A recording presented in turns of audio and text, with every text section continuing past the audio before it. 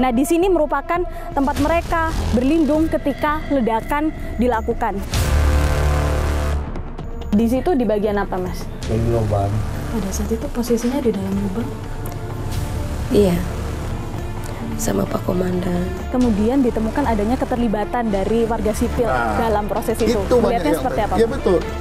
Ya di SOP-nya itu warga sipil sama sekali tidak ada.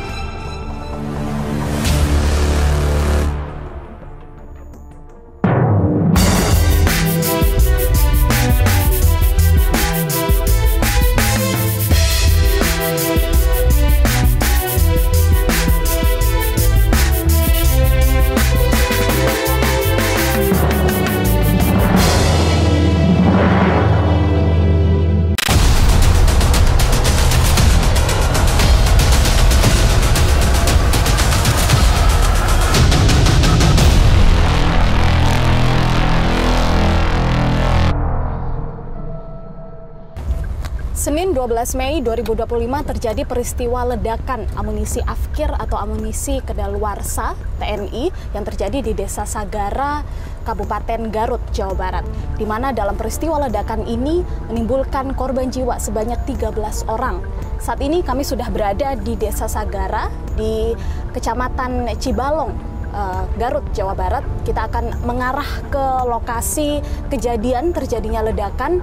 Informasi yang kami dapatkan di sana terdapat penjagaan yang begitu ketat, tapi kita akan coba melihat apakah kita bisa mendekat ke lokasi kejadian. Saya Kristanti Yosefa, Anda menyaksikan Fakta.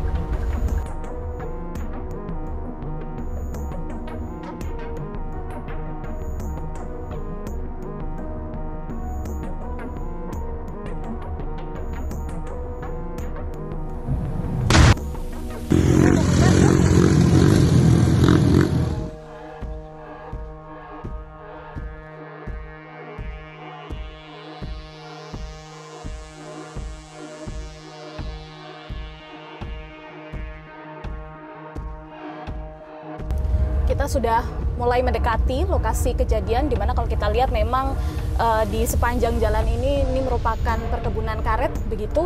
Dan kalau saya lihat di sepanjang jalan juga ada beberapa pelang yang bertuliskan peringatan bahwa di daerah ini merupakan lokasi tempat pemusnahan amunisi Afkir milik TNI.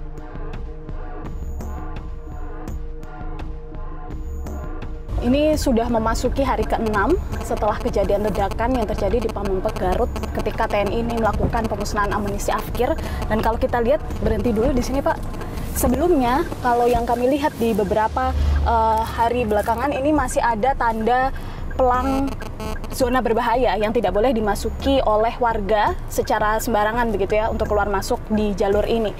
Namun pada hari ini kalau kita sudah lihat di sini sudah tidak ada lagi pelang yang terpasang. Kita akan coba lihat ke dalam seperti apa kondisinya di dalam. Apakah kita masih boleh untuk masuk lagi ke sana? Boleh Pak, kita jalan lagi. Nah, kalau kita lihat juga di situ ada mobil yang baru saja keluar dari dalam area di sana.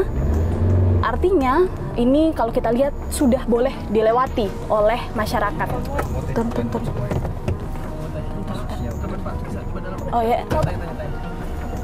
Pak, maaf, bisa masuk ke dalam? Oh, aman ya? Oke, makasih Pak.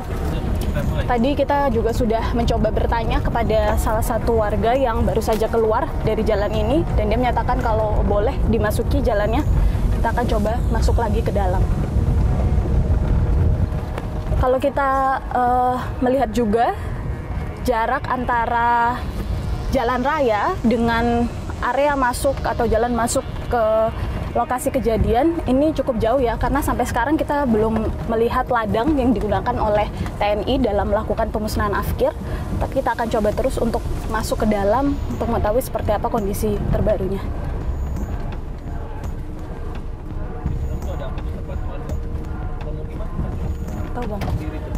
Nah, jalur ini juga pemirsa merupakan satu-satunya jalur evakuasi yang digunakan untuk pihak TNI pada saat itu dan juga masyarakat ketika pasca kejadian ledakan, dan kemudian ambulans keluar masuk melalui jalur ini.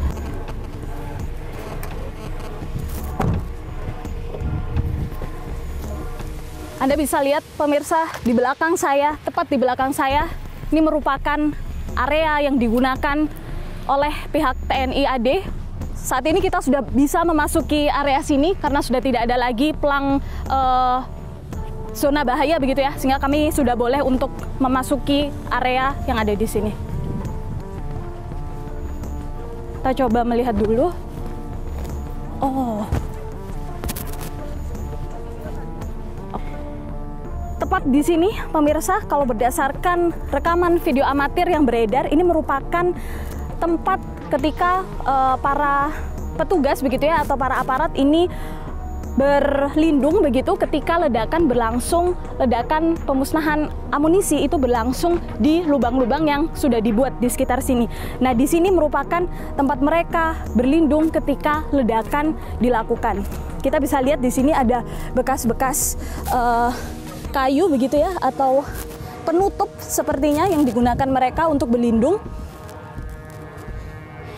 Dan juga bisa kita lihat di sini merupakan, astaga, kita lihat di sini juga merupakan bekas-bekasnya. Kita coba beralih ke arah sana.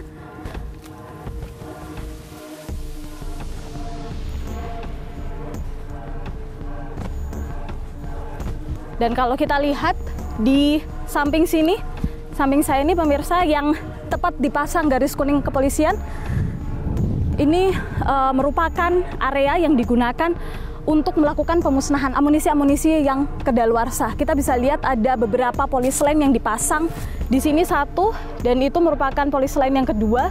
Artinya ada beberapa area yang digunakan untuk melakukan peledakan. Nah, kalau kita perhatikan jarak antara area peledakan dengan tempat para petugas atau para tim pemusnah ini berlindung, ini jaraknya ada sekitar 200 hingga 300 meter.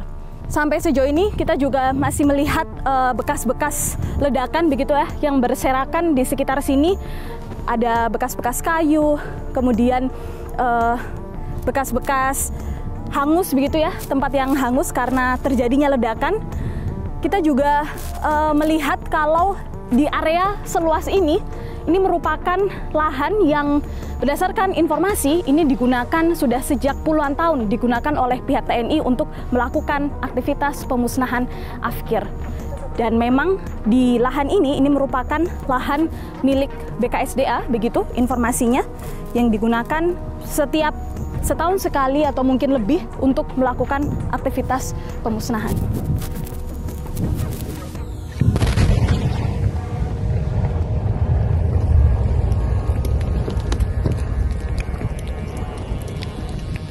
Nah, tepat di belakang area ini, pemirsa, ini sudah merupakan area tepi pantai atau sudah masuk ke area laut lepas begitu.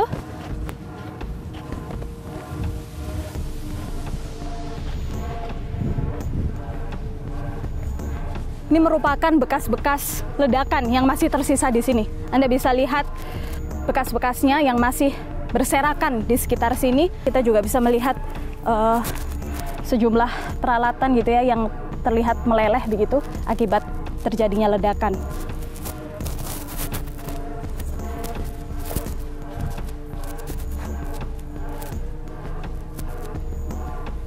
Ya, kita sayangnya tidak bisa untuk melewati garis kuning kepolisian ini.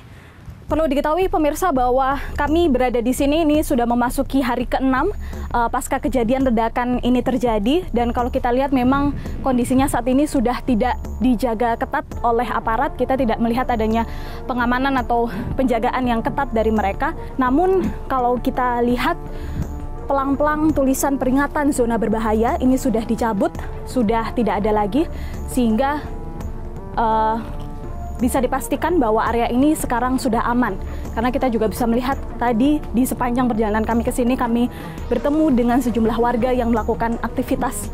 Disinilah pemirsa lokasi terjadinya ledakan amunisi afkir yang menewaskan 13 orang terjadi di Pameng, Garut, Jawa Barat.